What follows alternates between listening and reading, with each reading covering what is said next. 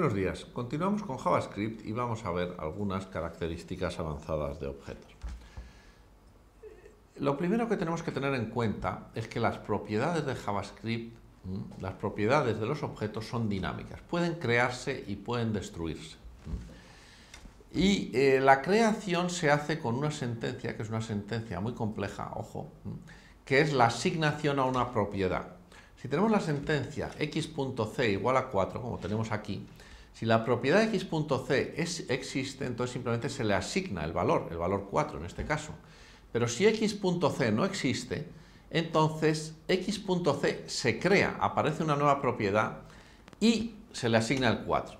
Las propiedades además se pueden destruir con delete x.c, que destruiría la propiedad c, y se puede comprobar si existen con c_x, que devuelve true o false según que esa propiedad exista o no exista en el objeto.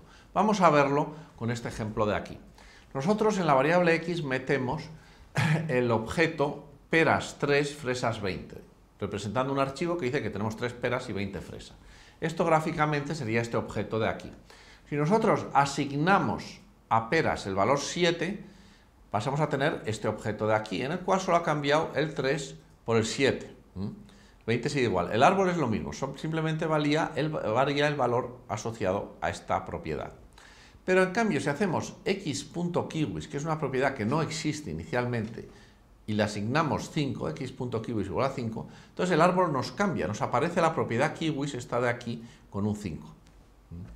Y si aplicamos la función delete, delete x.fresas, nos desaparece fresas. Aparece esto aquí y pasaríamos a este árbol de aquí. Como se ve, entonces, estas propiedades dinámicas permiten que los árboles vayan creciendo y modificándose dinámicamente. Los objetos también se pueden anidar unos dentro de otros. Por ejemplo, si nuestra variable película, metemos un objeto y queremos que sea un poco más preciso que el anterior, de forma que el título pues siga siendo una propiedad, pero que el director no contenga un string, sino dos propiedades, una con el nombre del director y otra con el apellido, para poder diferenciarlos y procesarlos más fácilmente, pues entonces podríamos tener este objeto de aquí, donde en título, que lo que introducimos es un string, como en el caso anterior, pero en director lo que le metemos es un objeto que tiene dos propiedades, nombre y apellido, que sería nombre James y apellido Cameron. Entonces pasaríamos a tener este árbol de aquí, en el cual ya tenemos un nuevo nivel, donde debajo de director no hay un string, no hay un contenido de un tipo básico, sino lo que hay es un árbol, un pequeño subárbol con nombre y apellido, con los strings asociados al nombre y el apellido. Para acceder a estas propiedades, seguimos utilizando la notación punto, con la cual podemos ir referenciando pues de película el campo director y del director el campo apellido, aplicando dos veces la notación punto. Obtendríamos Cameron. O película.director.nombre. O película.título y llegamos a Avatar. Por eso en estas propiedades tenemos aquí película, director, nombre. Habríamos hecho este camino de aquí. Abajo tenemos lo mismo con la notación array, en lo cual tenemos película, director, nombre. Y seguimos el mismo camino para llegar al mismo sitio. Nos devolvería James también, que es el contenido que hay aquí. Podemos mezclar notación array y notación punto, porque son perfectamente equivalentes, como hacemos aquí. Y entonces tenemos película, director, apellido. Aquí hemos variado ya el camino y hemos venido película, director, apellido. Hemos llegado hasta aquí y por tanto nos devuelve Cameron. Si nosotros referenciamos una propiedad que no existe, como película.estreno, en película aquí no hay ninguna propiedad estreno, no existe esto. Entonces por eso nos devolverá un defined. Pero aquí tenemos un caso, y es el caso en que provocamos error de ejecución, que es un caso con el que hay que tener mucho cuidado, porque esto abortaría el programa. Y es que tenemos película.estreno.año. Entonces esto nos da un defined, esta primera parte de aquí nos devuelve a un defined, y si a un undefined le aplicamos .año, ya hemos visto que nos da un error de ejecución y el programa se aborta. Por lo tanto, aquí, digamos, tenemos un caso más degenerado. Esto puede ocurrir en un programa, es un valor que tenemos que tratar adecuadamente, pero aquí el programa se interrumpe y ya deja de actuar, deja de hacer nada. Por lo tanto, hay que tratar de evitarlo siempre.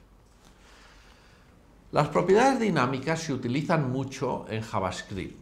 De hecho, son muy útiles y se utilizan bien, pero hay que utilizarlas con mucho cuidado.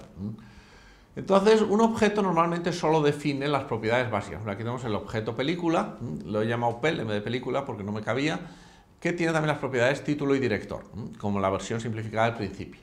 A lo mejor queremos añadir, por ejemplo, a película el estreno. ¿Cuándo se estrenó? ¿Y en qué cine? Y entonces le añadiríamos el objeto estreno, año 2009, Cine Tivoli, porque se estrenó en el año 2009 en el Cine Tivoli.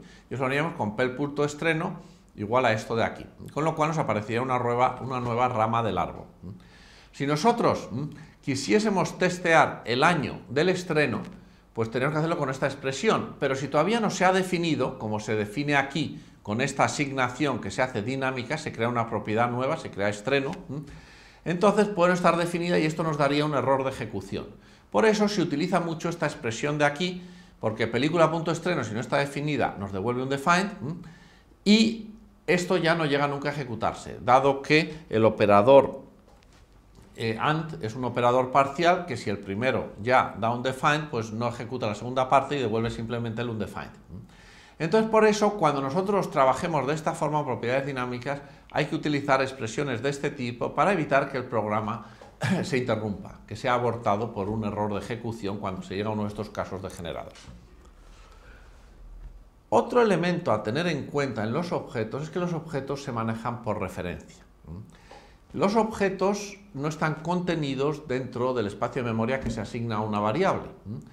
Una variable, cuando nosotros creamos una variable, por ejemplo, hacemos la variable x aquí y le asignamos el objeto vacío, como hacemos ahí arriba, creamos una variable x que dentro del espacio de memoria que tiene asignado, que sería este de aquí, tiene un puntero al objeto, que está en otra posición de memoria. En este caso, pues sería un objeto vacío, sería algo que significa que es un objeto, pero que no tiene ningún campo.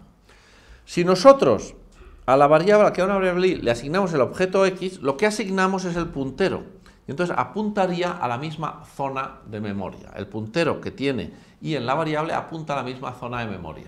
En cambio, si lo que hacemos es crear una variable z y asignarle una variable y, un objeto vacío, no la variable y en este caso, entonces pasa a contener un objeto vacío, pero es otro diferente, es otro que está en otra zona diferente. Entonces la variable z, esta que aparece, tiene un puntero diferente. Esto tiene, digamos, unido a la creación dinámica de propiedades, pues tiene impacto que hay que conocer y hay que saber manejar. Por ejemplo, si nosotros ejecutamos después la sentencia x.t igual a 1, estamos añadiendo una propiedad t a x. Por lo tanto, x pasará aquí a tener una propiedad t, y entonces x pasará a ser esto de aquí. Básicamente, el objeto que apunta a x se le añade una propiedad t, que es esta de aquí. Se añade esta propiedad de aquí. Como y tiene un puntero a la misma zona de memoria, al mismo objeto, el objeto y, la variable y, apuntará a un objeto que tiene la variable t después de que en x se haya creado, porque tienen lo mismo, son el mismo objeto. Mientras que z no tendrá esa variable t. Por eso, si nosotros evaluamos x.t aquí, en la parte de arriba, nos daría 1, y.t nos daría 1, pero en cambio z.t nos daría un defined, porque en z no hemos creado la variable t. Bueno, al manejar objetos por referencia se optimiza mucho la memoria, pero aparecen este tipo de efectos laterales que hay que tener en cuenta. Que cuando variables, un mismo objeto se apunta a diversas variables, si nosotros hacemos algo a través de una de las variables, eso que hemos hecho se muestra en el objeto en todos los que apuntan a ese mismo objeto, a todas las variables, con lo que se denomina como un objeto lateral. Esto también tiene su impacto en la identidad y en la igualdad de objetos, porque la identidad de objetos y la igualdad lo que miran es los punteros. Si los punteros son los mismos, hay identidad de objetos, si los punteros no son los mismos, no hay identidad de objetos.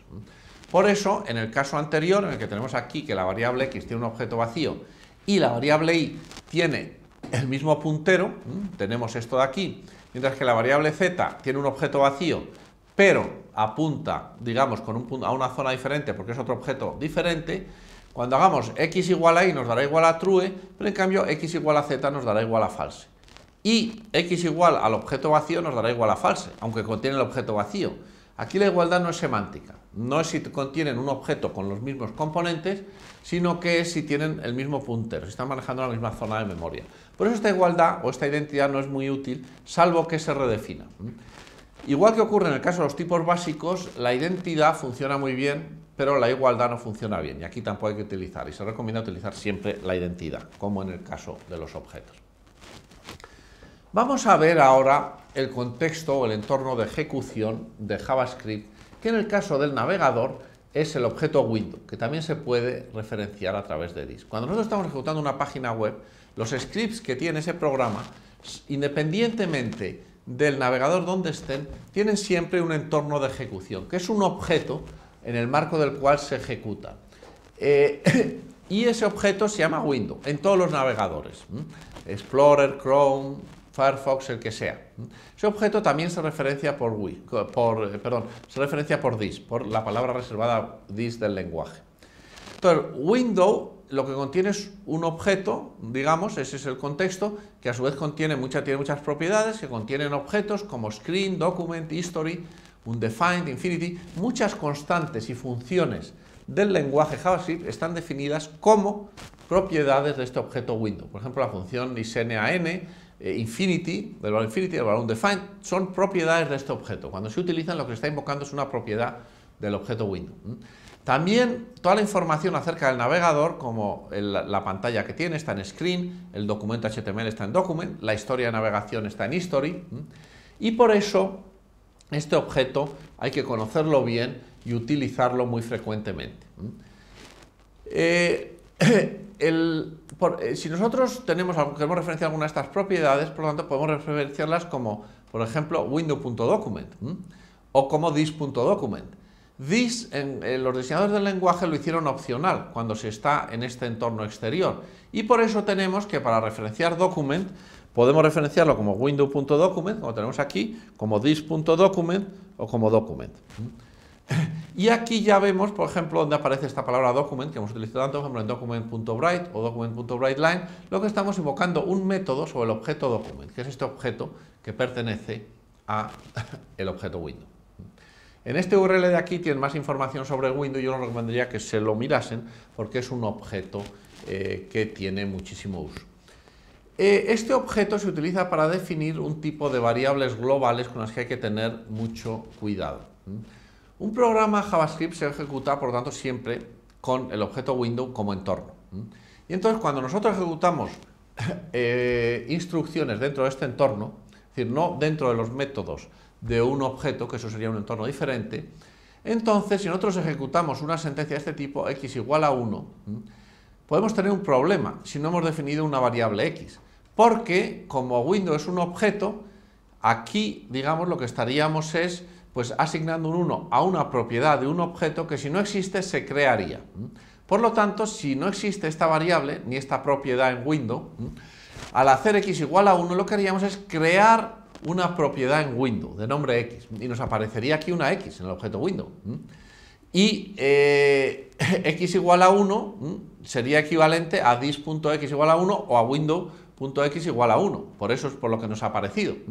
Si incluso hacemos, por ejemplo, location igual a 1, pues es todavía más grave, porque lo que hacemos es modificar la información que hay en location, borrar la información que hay acerca de lo que es la location del navegador y asignarle un 1, con lo cual incluso el programa podría empezar a funcionar mal todo momento. Por eso hay que tener mucho cuidado con estos tipos de errores, es un error muy habitual y de hecho hay algunos preprocesadores que lo manejan esto bien. Es un error de diseño, pero que bueno, se utiliza, hay que tratarlo con cuidado.